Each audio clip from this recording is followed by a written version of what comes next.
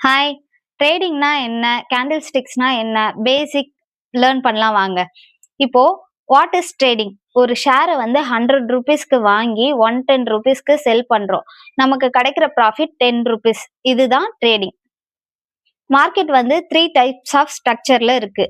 ஒண்ணு up trend, sideways, down trend. ஒரு ஷேரோட பிரைஸ் எவ்வளோ தூரம் ஹை போதோ அது வந்து அப் ட்ரெண்ட்.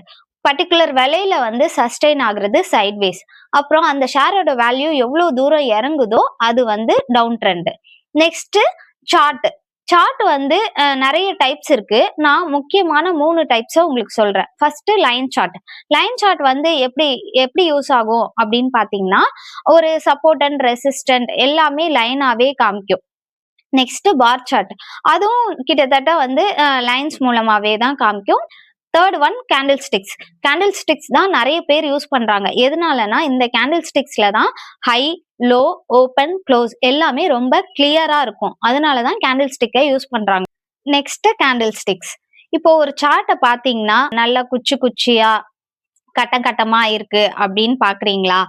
என்ன இந்த சார்ட்ட பார்த்தாவே ஒரே தலை சுத்துது. ஒண்ணுமே புரியல. இதுல என்ன பண்றது அப்படின்னு நினைக்கிறீங்களா? சோ உங்களுக்கு ஒரு சின்ன ஸ்டோரி மூலமா இத நான் எக்ஸ்பிளைன் பண்றேன். அப்போ உங்களுக்கு ஈஸியா புரியும். இப்போ இந்த சார்ட் தான் வந்து அந்த காலத்துலலாம் இருக்கிற போர்க்களம் அப்படின்னு நினைச்சுக்கோங்க.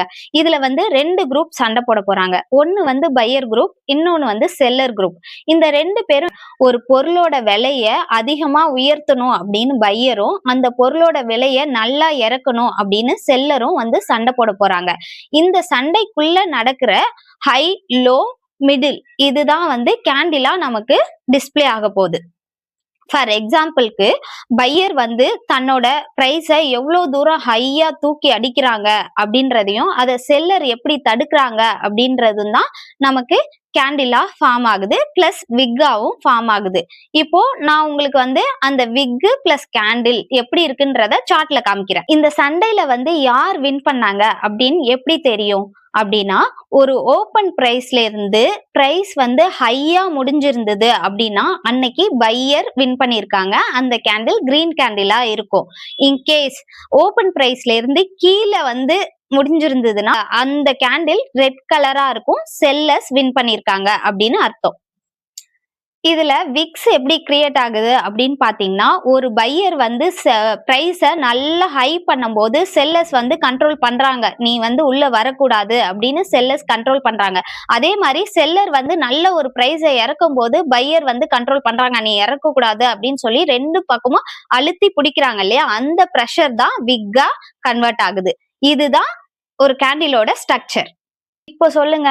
சார்ட்ட பார்த்தா உங்களுக்கு கட்டம் கட்டமா தெரியுமா? இல்ல பையர் வின் பண்ணியிருக்காங்களா? செல்லர் வின் பண்ணியிருக்காங்களா? அப்படின்னு கமெண்ட் பண்ணுங்க.